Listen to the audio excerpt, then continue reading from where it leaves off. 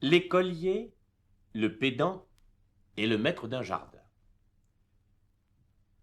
Certain enfant qui sentait son collège, doublement sot et doublement fripon par le jeune âge et par le privilège qu'ont les pédants de gâter la raison, chez un voisin dérobait, se dit-on, et fleurs et fruits.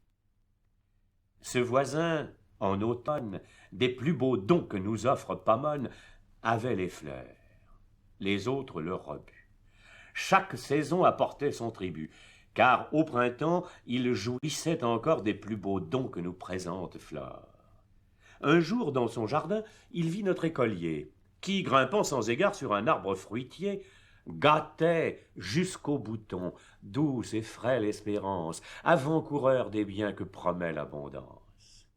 Même il ébranchait l'arbre, et fit tant à la fin que le possesseur du jardin envoya faire plainte au maître de la classe.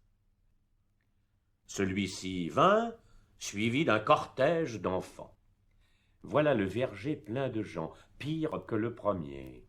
Le pédant de sa grâce accrut le mal en amenant cette jeunesse mal instruite.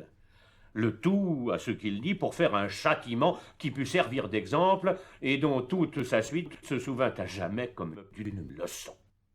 Là-dessus, il cita Virgile et Cicéron avec force traits de science.